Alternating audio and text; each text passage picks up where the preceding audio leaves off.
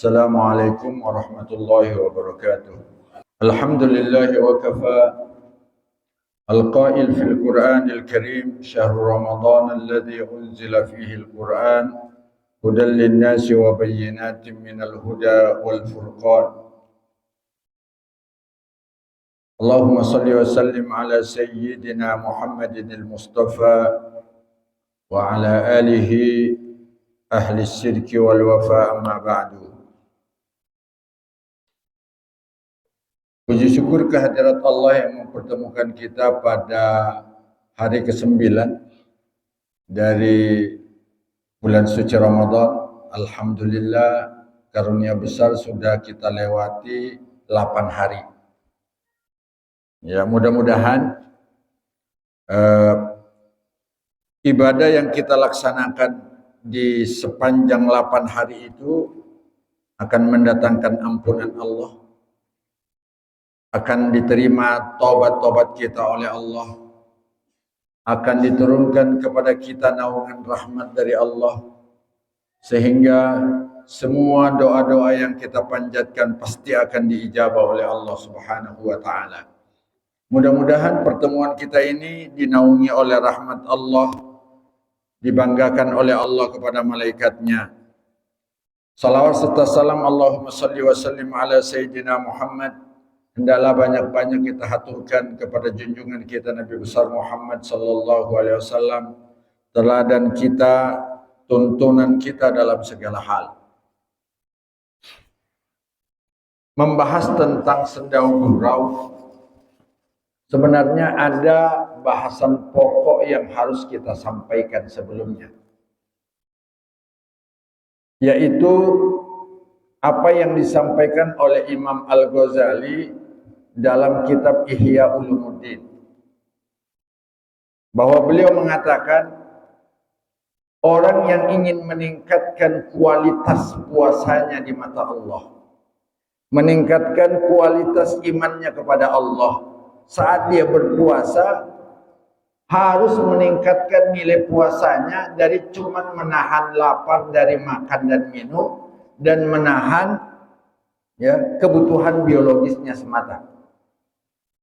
Tapi harus ditingkatkan menjadi apa? Harus mempuasakan seluruh anggota badannya.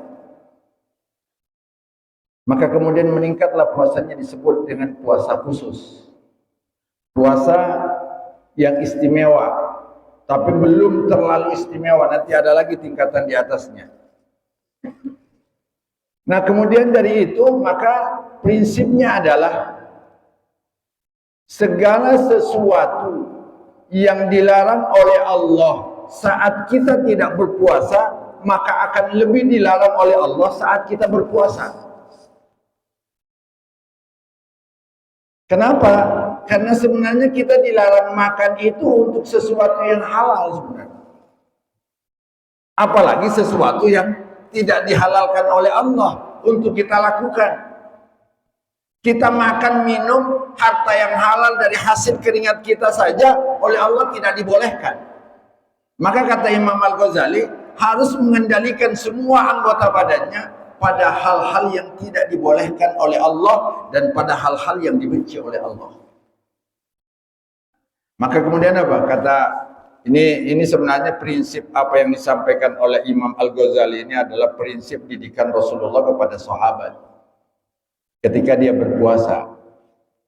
Sebagaimana diriwayatkan dari Jabir, beliau berkata, "Idza kana yaumu shaumi ahadikum falyasum basarahu, falyasum sam'ahu, falyasum fahu, falyasum rijlahu wa yadahu." Kalau Anda sedang berpuasa, kata Jabir bin Abdullah, jangan cuma perutnya yang berpuasa, jangan cuma kemaluannya yang berpuasa, yang Anda cegah untuk melakukan sesuatu yang dilarang oleh Allah, tapi hendaklah seluruh anggota badan Anda ikut berpuasa. Dalam pengertian al-imsak an ma haramahullah, menahan seluruh anggota badan kita dari segala sesuatu yang diharamkan oleh Allah. Melarang dan mencegah seluruh anggota badan kita pada sesuatu yang dibenci oleh Allah. Ya. Maka kemudian apa? Jagalah pandangan mata kita dari segala sesuatu yang dilarang oleh Allah. Ya. Pandangan, karena memang sebagaimana hadis Rasulullah SAW disampaikan, an-nazratu sahmun masmumun min sihami iblis.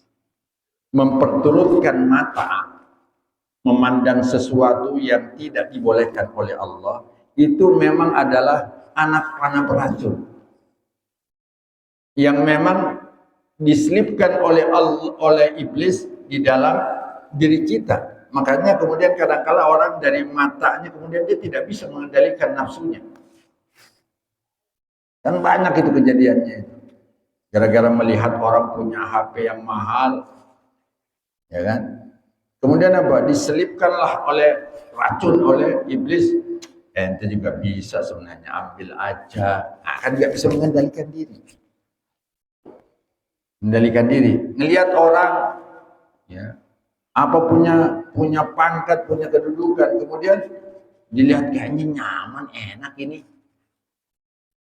Akhirnya apa? Berusaha untuk meraih itu dengan cara yang tidak baik. Kadang-kala dengan cara sikut kiri, sikut kanan. Yang penting mempunyai jabatan tinggi. Nah, itu sahmunya. Jadi pandangan mata itu ada racun yang diselipkan oleh iblis yang harus kita hati-hati. Selipannya apa? Kita menghalalkan apa yang dilarang oleh Allah. Itu racunnya. Maka kemudian apa? Jagalah pandangan mata kita, puasakanlah mata kita dari hal-hal yang dilarang oleh Allah yang ketika kita berpuasa untuk meningkatkan kualitas. Ya. Makanya kata lanjutan hadis itu, wa man tarakaha liwajhillah wajada halawatal iman. Kalau Anda bisa meninggalkan racun yang diselipkan oleh iblis ini untuk kemudian tidak mengendalikan nafsu Anda dari apa yang Anda lihat, Anda bisa meninggalkan itu, saat itulah Anda akan merasakan betapa nikmatnya beriman sama Allah. Kemudian yang kedua adalah apa? Puasakan mulut dari segala sesuatu yang diharamkan dan dibenci oleh Allah. Cegah mulut ini untuk melakukan sesuatu. Nah, disinilah poin bahasan kita tentang canda gurau ketika berpuasa. Canda itu adalah bahasa komunikasi orang sosial untuk kemudian mencairkan suasana, untuk mendatangkan ketenangan, dan itu dibolehkan oleh agama. Nah, selama tidak melampaui batas. Maka kemudian dalam beberapa kitab dijelaskan adabul mizah, ya, etika tata cara bercanda yang dibolehkan oleh Islam. Nah, selama kita bercandanya, bersendau guraunya, menuangkan nilai-nilai yang memang dibolehkan oleh agama dan dicontohkan oleh Rasulullah Sallallahu Alaihi Wasallam, silakan kita berpuasa, boleh kita sambil bercanda. Untuk mencairkan suasana, mungkin kita penat ngaji, mungkin kita penat berzikir, cairkan dulu suasana. Namanya orang-orang sosial, kita ada teman mungkin, ente lagi suntuk kenapa? Mungkin butuh candaan, tapi candaan yang sesuai dengan apa yang diizinkan oleh Allah, yang dicontohkan oleh baginda Rasul. Makanya Rasulullah SAW bercanda dengan istrinya, bercanda dengan sahabatnya. Ini terkenal banget riwayatnya ini mah, riwayat sahih. Ya, datang seorang nenek-nenek ke Rasulullah dan berkata, "Ya Rasulullah, doakan saya supaya saya masuk surga." Dijawab oleh Rasul, "Nek, nggak ada nenek-nenek yang masuk surga kayak Anda." Pulang tuh nenek-nenek nangis, Pak. Ditanya sama anaknya, "Ya Ummah, maaf kaki, apa yang menyebabkan ente menangis?" Rasul bilang, "Anak minta didoain malah dijawab, nggak ada nenek-nenek di sorga." Ya, itu bercanda Rasulullah itu. Bercanda sebenarnya. Makanya ketika kemudian anaknya bertanya, kata Rasulullah, sampaikan kepada ibundamu ayat-ayat Allah, uruban atraba faja'alnahunna abkar. Orang yang dimasukkan surga oleh Allah itu apa? Uruban atraba. Mereka itu bidadari yang kecantikannya udah nggak peot kayak, cuma Rasulullah nggak sempet bilang kayak peot kayak nenek ya, kayak emakmu, enggak. Itu bahasa saya aja, Pak. Jangan disandarkan ke Rasulullah, itu mah bahasa tambahan dari saya. Kan nggak mungkin Rasulullah bilang peot ya. Kayak begitu masuk surga, ya nggak mungkin lah. Apa yang bisa dinikmati oleh nenek-nenek peot di surga? Kan begitu logikanya gitu. Ya makan aja udah susah kan gitu kalau udah nenek-nenek mah. Ya kan? Maka kata Rasulullah, bacakan ayatnya. Yang saya maksud ini loh, kalau dia ditakdirkan oleh Allah masuk surga, betul parasnya akan dirubah oleh Allah, paras bidadari. Mereka itu semuanya apa? Dalam keadaan perawan, seumur, nggak ada yang tua udah peot, nggak bisa menikmati apa-apa, tinggal sisa-sisa hidup doang kalau di dunia mah. Ya, untung kalau nggak pikun, ya kan? Ya Pak ya, udah nenek-nenek pikun lagi ya, nyusahin Pak. Makanya ini saya selipkan sedikit. Rasulullah SAW itu adalah teladan kita dalam segala hal. Dia tahu umatnya itu ada yang usianya panjang dan bisa kemudian terkena pikun. Makanya apa? Beliau mengajarkan doa untuk kemudian menolak kepikunan pada diri kita. Karena kalau orang pikun itu sudah nggak ada. Makanya doanya apa? Allahumma inna na'udzubika an nuradda ila arzalil umur. Ya Allah, kami berlindung kepadamu, kami dikembalikan kepada umur yang sia-sia, yang nggak ada gunanya, arzalil umur. Umur yang udah nyusahin, udah begitu aja bahasa singkatnya kalau kita mah. Nyusahin anak keturunan. Ya Allah, Rabbi udah dikasih makan, bilangnya apa? Belum. Tadi padahal piring itu yang bawa ke dapur dia juga itu. Gitu. Belum wudhu, udah sholat. Oh, udah sholat? Iya. Emang udah wudhu? Belum. Ya kan? Udah harus diingetin lagi. Gitu. Itu masih pikun yang sederhana itu. Kalau sudah memainkan kotorannya kan, na'udzubillah.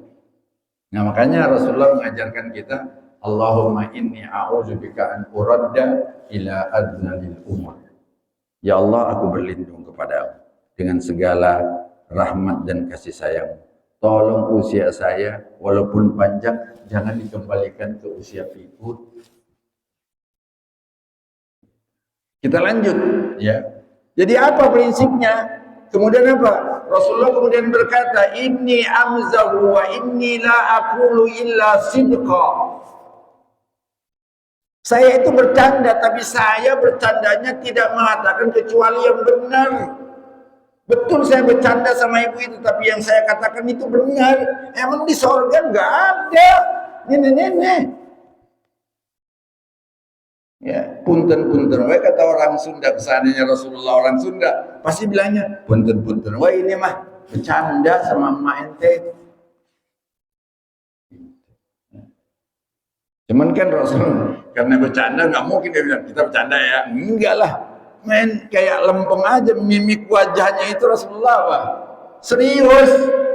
Pas ya Rasulullah tolong doain saya biar saya masuk surga. Dilihat ya nenek-nenek nih. Candain ternyata iya nenek-nenek dicandain baper dia, pulang langsung nangis. Jadi apa prinsipnya? Selama kita melakukan adab-adab sendau gurau, adab-adab al-mizah, maka itu dibolehkan. Dalam keadaan puasa atau tidak puasa sama aja, dibolehkan oleh Allah. Bahkan kalau itu bisa idkhal surur kepada lawan canda kita, ya, mencairkan suasana, memasukkan nilai-nilai positif, nilai-nilai kebahagiaan sama orang, bisa malah mendatangkan pahala di sisi Allah. Ya, malah bisa mendatangkan pahala. Ya kan orang suntuk mulu kan, Ya Allah Rabbi mikirin utang melulu, nggak tahu dari mana, ajaklah bercanda sedikit. Mas, utang ente itu nggak bakalan lari, nggak usah dipikirin mulu. Yang penting udah tawakal dan ikhtiar sama Allah. Insya Allah Allah yang akan datang menyelesaikan utang Anda. Ajak bercanda. Boleh. Untuk apa? Mencairkan suasana, menyenangkan orang. Daripada dia suntuk mikirin utang mulu. Ya, apalagi suasana kayak sekarang ini. Jadi apa sekarang prinsip bercanda itu? Yang pertama, jangan memperolok-olok lafaz Allah. Ya, jangan memperolok-olok, jangan menjadikan media candaan itu lafaz Allah atau nama-nama Allah. Bisa nggak Pak dijadikan media canda Allah itu? Bisa. Ya. Jangan jadikan candaan lafaz Allah. Nanti Allah jawab tuh di dalam Al-Quran. Abillahi wa ayatihi kuntum tastahzi'un. Apakah dengan nama Allah, ayat-ayat Allah Anda mau memperolok-olok? Kata Allah, enggak banget deh. Kalau sama orang aja ente memperolok-olok, saya enggak boleh kan? Baik serius maupun candaan, ya gitu. Kan kita kadang-kadang, enggak, saya cuma bercanda. Kan begitu jawabannya orang Quraisy itu. Ketika ditanya Rasulullah, ente, kami cuma bercanda ya Rasulullah. Turun ayat. Abillahi wa ayatihi kuntum tastahzi'un. Kita memperolok-olok Allah, kan nggak boleh kita menggunakan lafaz Allah atau nama-nama Allah yang dimuliakan oleh Allah Subhanahu wa taala, kita jadikan media candaan yang tidak benar. Ya. Karena pasti kita nggak bakalan kejangkau, Pak. Mau candain apa Allah ini? Medianya nggak bisa. Paling Anda merendahkan kalau menjadikan Allah sebagai candaan. Ya, ntar Allah akan apa? Umpamanya contoh ini jangan contoh. Kan ada tuh suka canda. Ente kalau mau berdosa, dosa yang gede sekalian. Biar Allah gregetan ngelihat ente, nanti ente dilempar, nerakanya kelewat. Masuknya kemana? Ke surga. Itu kan merendahkan Allah itu mah. Ya. Maka hal ini tidak boleh dijadikan candaan. Apalagi sedang berpuasa. Tidak berpuasa aja tidak boleh. Apalagi sedang berpuasa yang kita diminta oleh Allah untuk mempuasakan mulut kita. Ya, menjaga betul mulut kita dari hal-hal yang tidak dibolehkan oleh Allah Subhanahu wa taala. Yang kedua, tidak boleh bercanda untuk menyembunyikan barang orang. Bercanda kayak apa? Nyembunyiin sendal. Dulu tuh waktu kita masih kecil mah, untung aja kita belum tahu hukumnya. Untung Pak. Itu suka banget kan? Kita keluar dari masjid, toto satu sendal temen lempar di atap. Pas ditanya, bercanda itu mah. Tanda ntar ketawa dia ngeliatin temannya bingung. Sendal saya mana? Ketawa kita bahagia, kita dibawa penderitaan teman kita yang kita candain. Itu nggak boleh kata Rasulullah. Dalam hadisnya Abu Daud, Rasulullah mengingatkan itu. Etikanya nggak boleh Anda bercanda dengan menyembunyikan barang hak milik orang.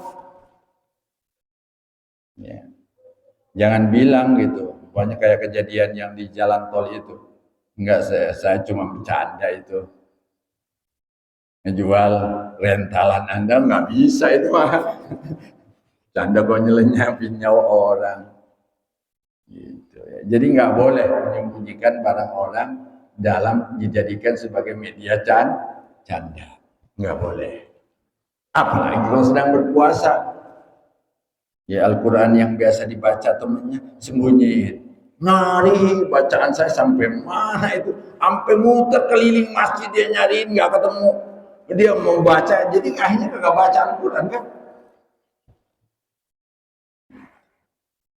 Itu Tidak berpuasa aja dilarang, apalagi kalau sedang berpuasa, di mana kita diperintah oleh Allah untuk mendidik diri kita untuk menahan ya segala hal yang tidak dibolehkan oleh Allah. Apalagi etika yang selanjutnya, bercanda itu, bersendagura itu tidak boleh dalam pendekatan dusta. Ya, makanya Rasulullah SAW mengingatkan betul dalam hadis riwayat Abu Daud, wailun liman yuhdinan nasa kadziban liyudhikahu. Celaka bagi orang yang berbicara kepada seseorang dengan dusta hanya membuatnya dia biar dia ketawa. Ini profesi pelawak nih yang harus apa namanya? Yang harus hati-hati ini. Jadi kalau ngelawak boleh, apalagi membuat orang bahagia tertawa itu boleh, sangat boleh. Tapi media lawaknya jangan ada dusta di antara kita. Ngelawak dusta. Cuma saya nggak bisa nyontohin apa ya contohnya ngelawak yang materinya dusta gitu. Kalau kita kan mukanya muka serius Pak. Kalau orang yang memang tukang sendagura itu ngelihat mukanya aja kita udah senang gitu, udah ketawa. Ya Pak ya, gitu ya. Kalau kayak Pak Haji nih kalau ngelihat kayaknya periang orangnya, enak ngelihatnya. Kalau kayak kita mah serius. Ya kita bercanda aja orang menganggapnya serius kali kita mah. Gitu. Tapi ada orang gitu. Setiap kali berkata-kata itu sedang gurau gitu.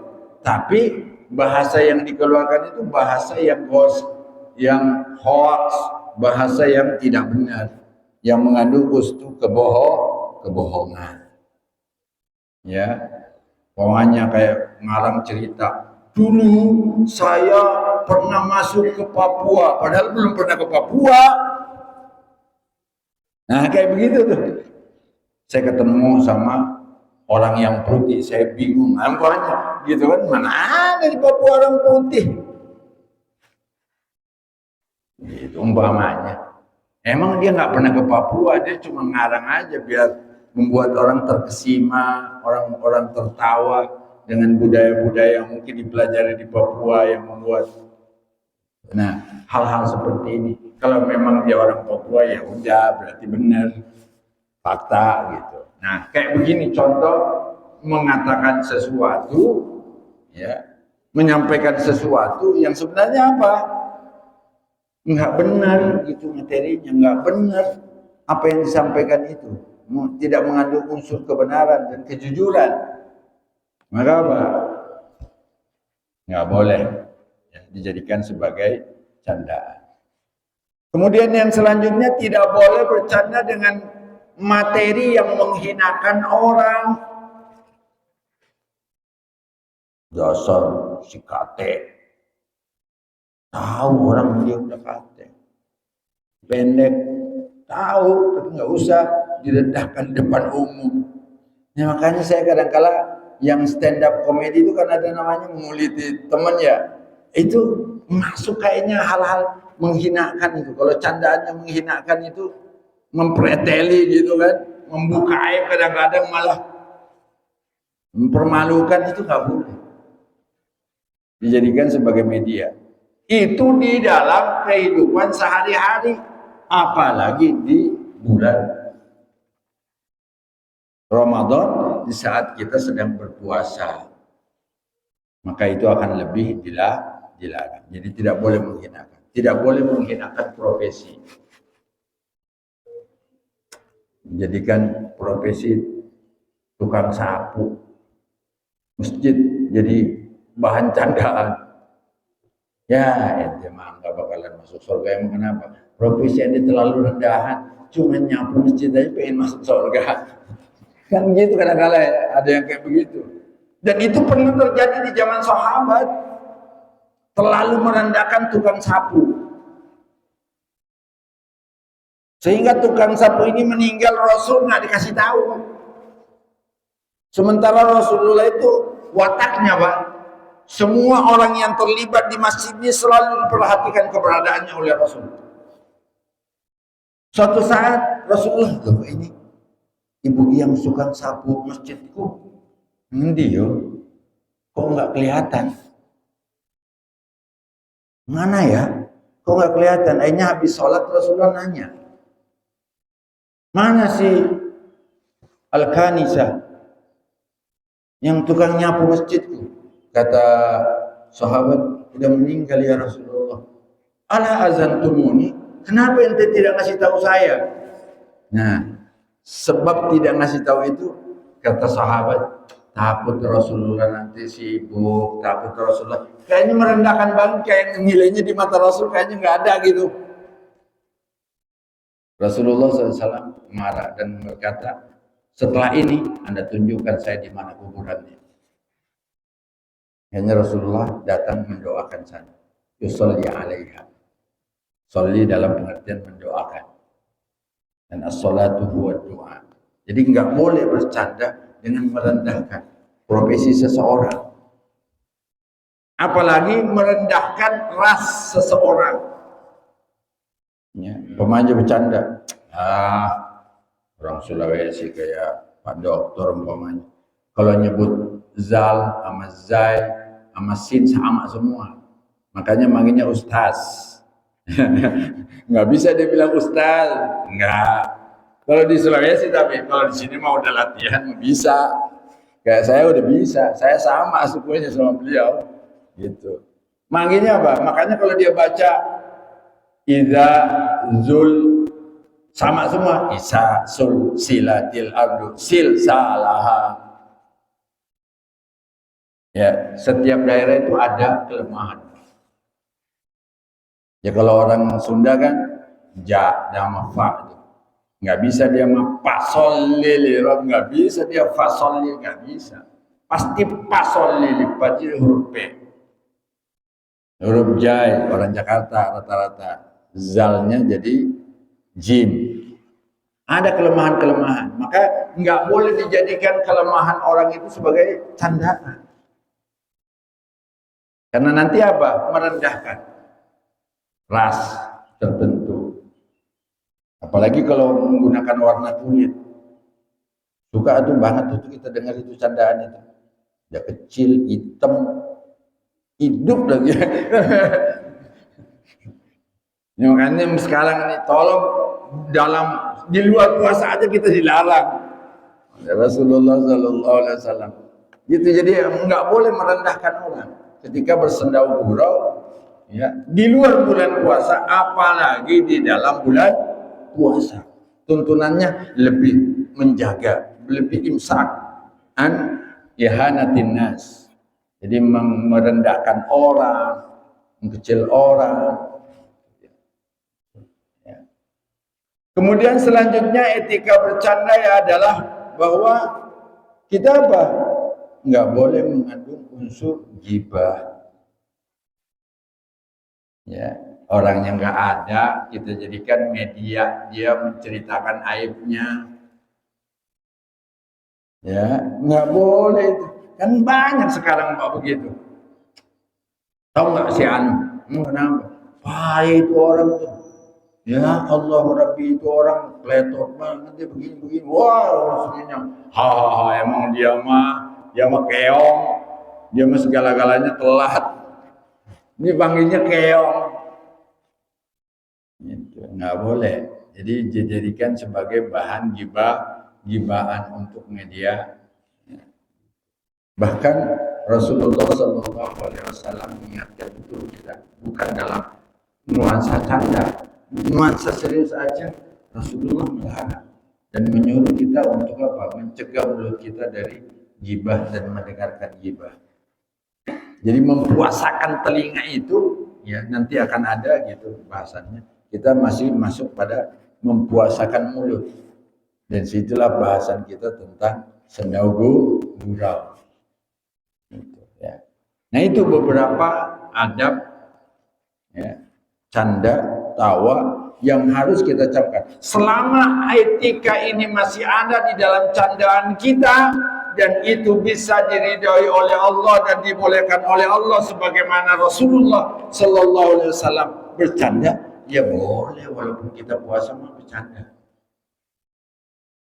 Ya, bercanda dan mudah-mudahan malah pahala puasa kita karena kita menyenangkan orang yang sedang berpuasa, nggak suntuk lagi nahan lapar sama haus.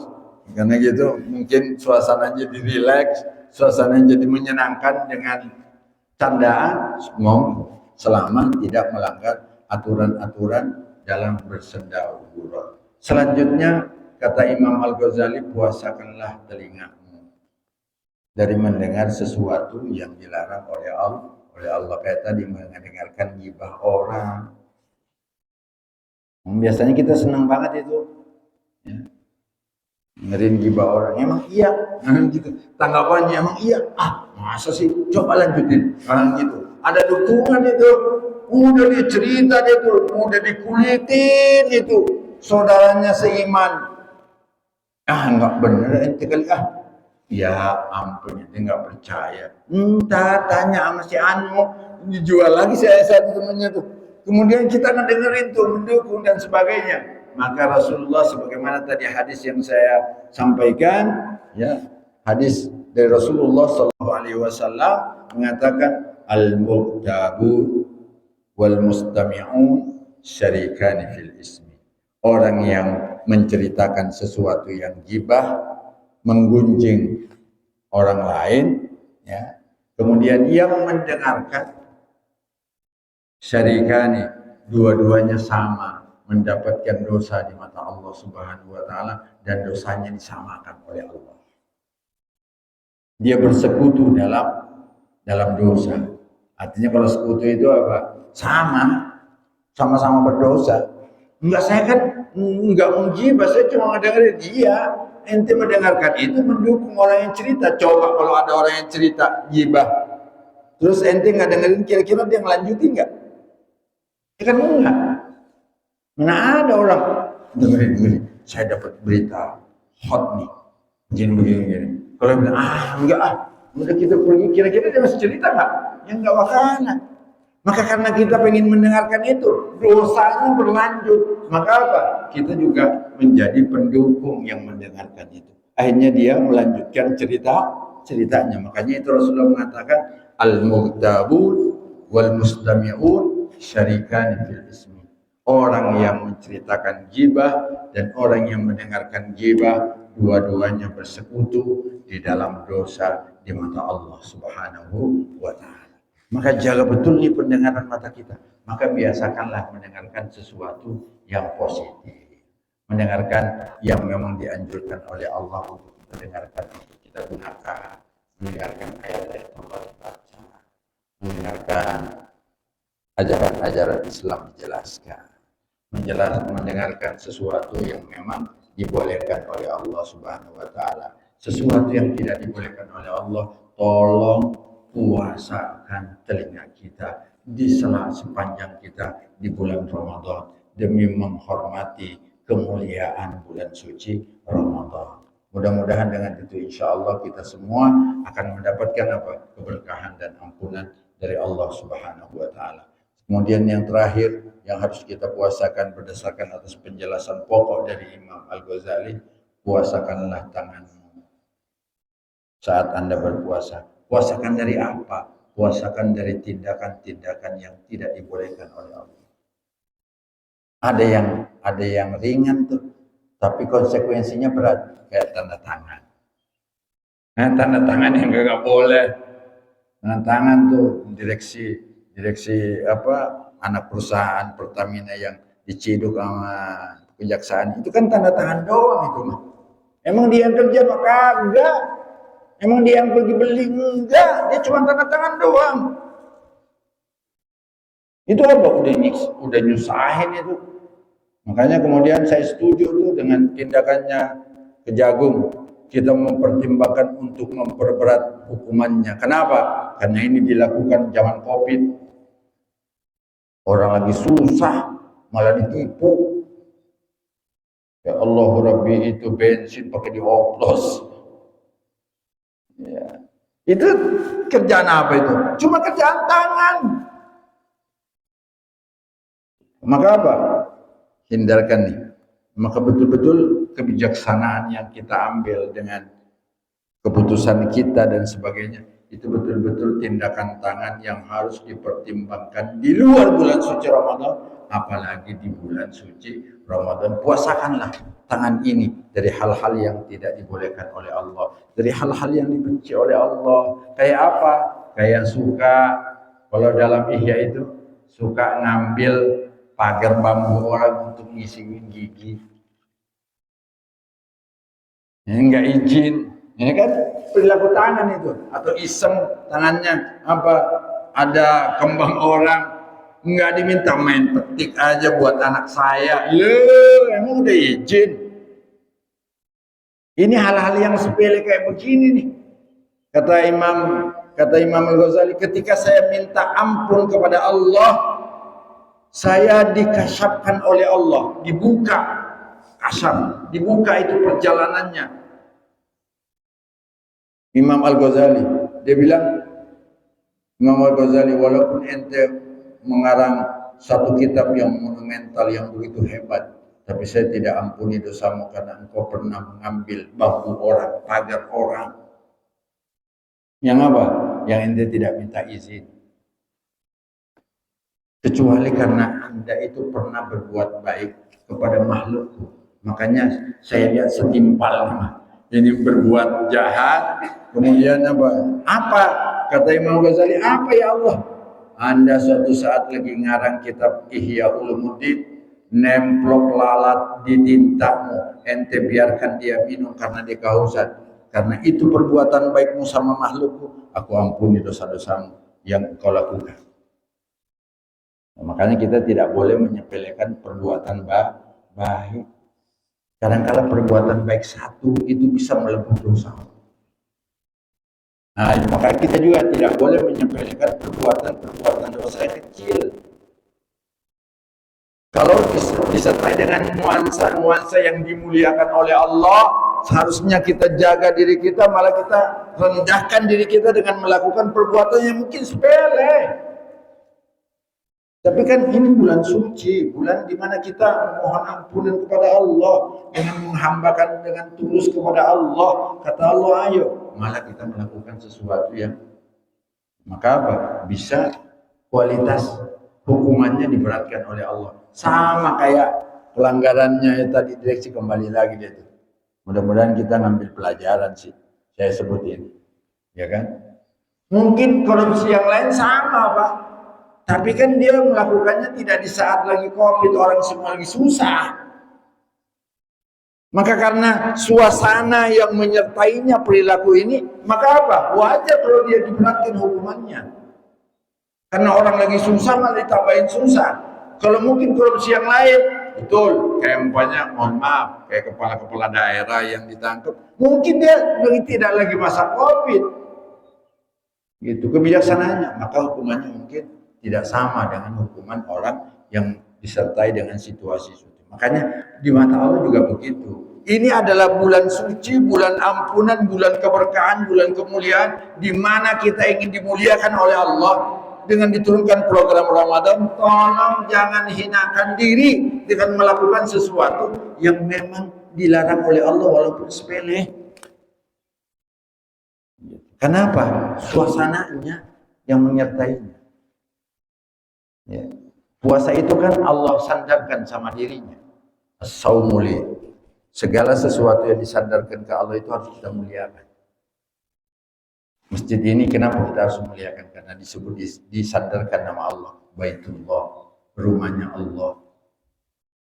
Ka'bah kenapa kita muliakan? Dia disebut disandarkan oleh Allah. Baitullah. Nabi Muhammad kenapa kita muliakan? Karena dia disandarkan nama Allah di situ. Abdullah. Ya, subhanalladzi asra bi 'abdihi. Ada sandaran nama Allah di situ.